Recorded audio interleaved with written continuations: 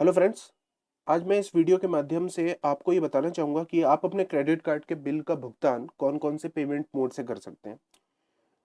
इस वीडियो में आगे बढ़ने से पहले मैं आपको एक चीज़ पहले बताना चाहूँगा कि मेरा जो क्रेडिट कार्ड है वो एचडीएफसी बैंक का है और अभी कुछ दिन पहले ही मैंने उनको एक ईमेल किया था कि मुझे अपना क्रेडिट कार्ड का बिल कैश से करना है, क्योंकि मेरे जो नेट बैंकिंग अकाउंट में थोड़ा फंड्स की कमी है। तो देखिए जैसा कि मोदी जी ने अभियान चलाया है लेस कैश इकोनॉमी का, तो देखिए हम सब भारतीयों की ज़िम्मेदारी बनती है कि हमको कम से कम कैश का यूज़ करना है और ज़्यादा से ज़्यादा जो क्रेडिट कार्ड, डेबिट कार्ड या फिर चेक हो गया, ये सब चीज़ों का यूज़ करना है, कैश को कम से कम यूज़ करना है। पर उस समय कुछ ऐसी कंडीशन बन गई थी, जिसके कारण मैं अपना जो क्रेडिट कार्ड का बिल है वो अ, अपने नेट बैंकिंग से नहीं पे कर पा रहा था और मुझे बैंक को ये पूछना पड़ा कि क्या मैं कैश से कर सकता हूँ। तो देखिए बैंक ने मुझे पूरा एक डिटेल्ड ईमेल भेजा है और मैं आपको उस ईमेल को बताना चाहूँगा कि उसमें क्या लिखा है, ताकि आपको भी ये इन्फॉर्मेशन क्लियर हो जाए अगर आप किसी दूसरे बैंक का क्रेडिट कार्ड यूज़ कर रहे हो या फिर एचडीएफसी का ही कर रहे हो। ऑलमोस्ट सभी बैंकों की जो इन्फॉर्मेशन रहती है वो मैचिंग रहती है।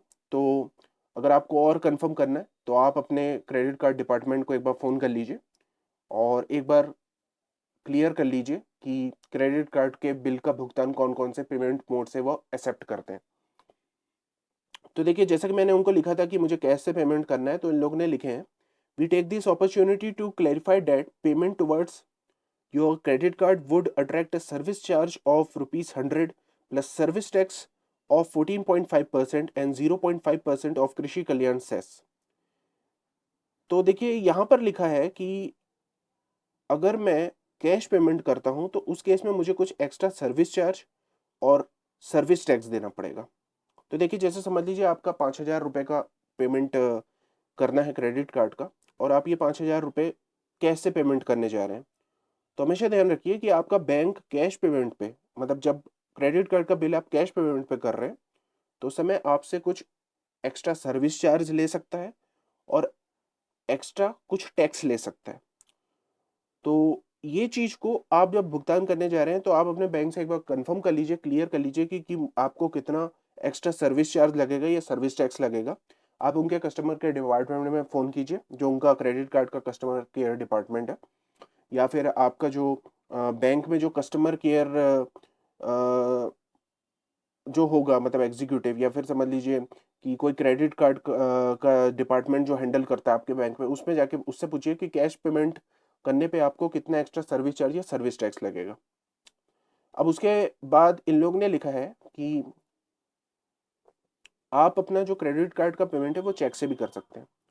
तो देखिए यहाँ आगे बढ़ने से पहले मैं आपको एक चीज़ पहले ही क्लियर करना चाहूँगा कि देखिए आपकी क्रेडिट कार्ड की बिल पेमेंट की तारीख समझ लीजिए 1 तारीख है हर महीने की, और अगर आप चेक से पेमेंट कर रहे हैं तो मैं आपको बोलूँगा कम से कम 5 से 7 दिन पहले आप ये चेक जमा कर दें, क्योंकि चेक क्लियर होने में टाइम लेता है। आपकी अगर पेमेंट तारीख है 1 और आप महीने के एंड में 30 या 31 तारीख को जमा कर रहे हैं, तो आपका जो चेक है बहुत हाई चांसेस है कि 1 तारीख के बाद ही क्लियर होगा और आपको 1 तारीख के बाद जो आपने बिल पेमेंट नहीं किया है, उसपे आपको कुछ पेनल्टी लग जाएगी।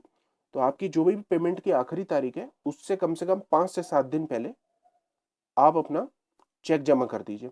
तो चेक के बारे में मैं आपको बताना चाहूँगा कि अगर आप अपने क्रेडिट कार्ड का बिल चेक से भुगतान करते हैं, तो आपको चेक में जो पे की फ़ील्ड रहती है, वहाँ पर अपने बैंक का नाम लिखना पड़ेगा। फिर उसके बाद ब्रैकेट लगाना पड़ेगा और उसके बाद अपनी 16 डिजिट कार्ड नंबर लिखना पड़ेगा। तो देखिए जैसा कि मेरा एचडीएफसी बैंक है, तो मैंने लिखा था पे की फ़ील्ड में एचडीएफसी बैंक लिमिटेड ब्रैकेट में अपना 16 डिजिट का कार्ड नंबर।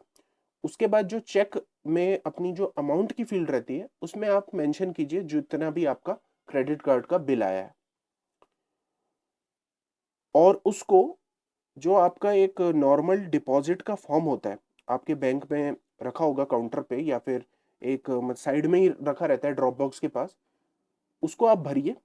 वहाँ उस फॉर्म में आप अपना क्रेडिट कार्ड नंबर ज़रूर डाल दीजिएगा और पूरा अमाउंट वगैरह लिख के अपना जो चेक है उसको स्टेपल करके या पिन लगा के ड्रॉप बॉक्स में डाल दीजिए, या फिर आप जो उनका काउंटर रहता है जहाँ पर उन लोग डिपॉजिट लेते हैं, मतलब कैश लेते हैं, वहाँ पर जाके दे दीजिए। अब यहाँ पर मैं आपको एक दो चीज़ बहुत काम की बताना चाहूँगा। वो ये है कि पहली चीज़ ये है कि आप किसी दूसरे बैंक के चेक से अपना क्रेडिट कार्ड का बिल भुगतान कर सकते हैं। इसका मतलब ये हुआ, जैसे समझ लीजिए आपका जो क्रेडिट कार्ड है वो एचडीएफसी ने दिया है आपको, पर आप उसका जो भुगतान है वो अपने स्टेट बैंक के चेक से करना चाहते हैं, तो ये ऐसा पॉसिबल है, आप कर सकते हैं। दूसरी चीज मैं एक और बात बताना चाहूंगा, ये बहुत ही कम लोगों को मालूम है। आप अपने क्रेडिट कार्ड का जो बिल है उसको किसी दूसरे के चेक से भी भुगतान कर सकते हैं। जैसे समझ लीजिए कि आपके दोस्त ने 1,000 रुपए का सामान आपके क्रेडिट कार्ड से खरीदा, इसके अलावा उसमें कोई भी खरीदी नहीं, सिर्फ 1,000 रुपए का सामान आपके क्रेडिट कार्ड से खरीदा उसने, क्योंकि उसके पास क्रेडिट कार्ड नहीं था। तो आप अपने दोस्त से 1,000 रुपए का चेक ले लीजिए और जाके बैंक में लगा दीजिए, या फिर उसी को बोल दीजिए कि भाई तू अपना चेक ले, उसमें लिख बैंक का नाम, ब्रैकेट में मेरा कार्ड नंबर, आपको उसको अपना 16 डिजिट का कार्ड नंबर देना पड़ेगा। उसके बाद अमाउंट 1,000 रुपए लिख और वो चेक जाके बैंक में डाल दे। तो इसका मतलब ये हुआ कि आपका जो क्रेडिट कार्ड का पेमेंट है वो किसी दूसरे के नाम के चेक से या अकाउंट से भी हो सकता है। तो आप को मुझे ये, मतलब मैं आशा करता हूँ कि ये बात आपको मालूम नहीं होगी, पर ये पॉसिबल है, क्योंकि अभी मैंने कुछ दिन पहले यही करके आया है। उसके बाद देखिए बैंक ने लिखा है auto debit facility. Auto debit is the facility by which you can made you can provide standing instruction to either to pay either minimum amount due or total amount due of your outstanding bill every month from your HDFC bank saving account. देखिए ये auto debit facility का मैंने video एक पहले ही बना के रखा है। आप इस वीडियो के डिस्क्रिप्शन पे जाइए और उस ऑटो डेबिट फैसिलिटी के सामने जो वीडियो की लिंक है उस पर क्लिक कीजिए और देखिए कि ऑटो डेबिट फैसिलिटी क्या होती है।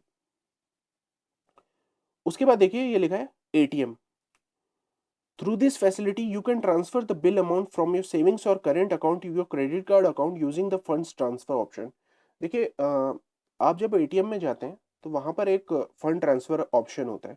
देखिए हर बैंक का मैं नहीं बोल सकता, पर जो बड़े बड़े बैंक हैं जैसे एचडीएफसी हो गया, स्टेट बैंक हो गया, इनमें इनके जो एटीएम रहते हैं इनमें फंड ट्रांसफर का एक ऑप्शन रहता है। तो आप एटीएम का यूज़ करके भी फंड ट्रांसफर कर सकते हैं अपने सेविंग्स अकाउंट से या फिर करेंट अकाउंट से अपने क्रेडिट कार्ड अकाउंट में, जिससे कि आपका बिल भुगतान हो जाएगा। तो आप एक बार जाइए अपने नज़दीकी एटीएम में, और मैं यही बोलूँगा कि आप अपने बैंक के एटीएम में ही जाइएगा। जैसे आपके पास एचडीएफसी का डेबिट कार्ड है तो आप अपने एचडीएफसी बैंक के एटीएम में जाइए, आप स्टेट बैंक के एटीएम में मत जाइए, क्योंकि वहाँ पर हो सकता है आपको वो पूरे ऑप्शंस ना दिखाए। तो आपके पास एचडीएफसी बैंक का डेबिट कार्ड है और आप का जो सेविंग अकाउंट है इस डेबिट कार्ड से लिंक्ड है, और इस सेविंग अकाउंट से आप क्रेडिट कार्ड पे पेमेंट करना चाहते हैं, तो आप जाइए एटीएम में, वहाँ पर देखिए कि क्या ऑप्शन है और समझिए, और वहाँ से आप जो भी आपका बिल आया है क्रेडिट कार्ड का उसको पे कर सकते हैं। उसके बाद देखिए नेट बैंकिंग। देखिए नेट बैंकिंग में जैसा कि मैंने आपको बताया कि अगर आपका क्रेडिट कार्ड आपके नेट बैंकिंग अकाउंट से लिंक्ड है तो आप आराम से अपने नेट बैंकिंग से डायरेक्ट क्रेडिट कार्ड अकाउंट में पैसे ट्रांसफ़र कर सकते हैं और उसका पेमेंट कर सकते हैं। तो देखिए ये नेट बैंकिंग का भी लिंक मैं इस वीडियो के डिस्क्रिप्शन पे दे रहा हूँ, क्योंकि मैं इस ये नेट बैंकिंग वाला वीडियो पहले ही बना चुका हूँ।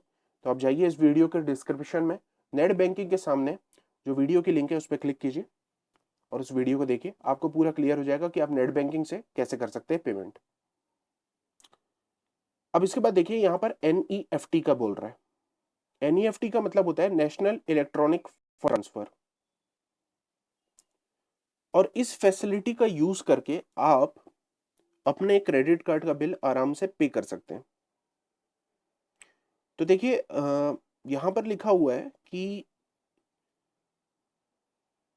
Payments can be made from a non HDFC bank account to the HDFC bank credit card. Using NEFT. इसका मतलब ये हुआ कि जैसे समझ लीजिए आप जैसे एनईएफटी करते हैं, जैसे समझ लीजिए आप स्टेट बैंक ऑफ इंडिया की एनईएफटी यूज़ कर रहे हैं, तो एनईएफटी से अगर आपको अपने क्रेडिट कार्ड का बिल पे करना है, खासकर दूसरे बैंक के क्रेडिट कार्ड का, तो उस केस में आपको एनईएफटी का जो पेज होगा वहाँ पे आपको अपना क्रेडिट कार्ड नंबर एंटर करना पड़ेगा और कुछ एक्स्ट्रा डिटेल्स एंटर करनी पड़ेगी। जैसे कि हो सकता है आपको अपने कार्ड का एक्सपायरी वहाँ पर एंटर करना पड़े, आपके कार्ड में जो नाम प्रिंटेड है वो एंटर करना पड़े। उसके बाद आप एनईएफटी के थ्रू किसी दूसरे अकाउंट से अपने क्रेडिट कार्ड के बिल का भुगतान कर सकेंगे। उसके बाद देखिए एक बिल डेस्क है। बिल डेस्क एक बहुत ही पॉपुलर पेमेंट गेटवे है और देखिए यहाँ पर एक लिंक भी दी हुई है बिल डेस्क की। तो इन्होंने लिखा है कि अगर आपको अपने बिल डेस्क पेमेंट गेटवे का यूज़ करके अपना क्रेडिट कार्ड का बिल भरना है किसी दूसरे बैंक अकाउंट का यूज़ करके, तो आपको इस पर्टिकुलर लिंक में क्लिक करना पड़ेगा और उसके बाद जो बिल डेस्क है आपसे दूसरे बैंक की जो डिटेल्स हैं, वो हो सकता है डेबिट कार्ड की डिटेल्स हो या फिर नेट बैंकिंग की डिटेल्स हो, वो मांगे। और एक बार जब आप ये सब अपना डिटेल डाल के उस पेमेंट को ऑथराइज करेंगे, तो बिल डेस्क आपका जो पेमेंट है वो एचडीएफसी बैंक को भेज देगा या आपके बैंक को भेज देगा और आपका जो क्रेडिट कार्ड का बिल है वो सक्सेसफुली पे हो जाएगा। उसके अलावा देखिए इन्होंने लिखा है मोबाइल ऐप और मोबाइल साइट। तो अगर आपको मोबाइल ऐप या फिर मोबाइल साइट का यूज़ करके अपने बैंक का पेमेंट करना है, तो आप उनके मोबाइल ऐप को अपने मोबाइल पे इंस्टॉल कीजिए और उसके थ्रू आप पेमेंट कर सकते हैं। तो इसका वीडियो भी मैंने बनाया, आप इस वीडियो डिस्क्रिप्शन में जाइए और मोबाइल ऐप का यूज़ करके कैसे पेमेंट करते हैं उसका वीडियो देखिए, आपको क्लियर हो जाएगा। तो मैं आशा करता हूँ ये वीडियो आपको पसंद आया होगा। अगर हाँ तो सब्सक्राइब कीजिए। Thanks for watching.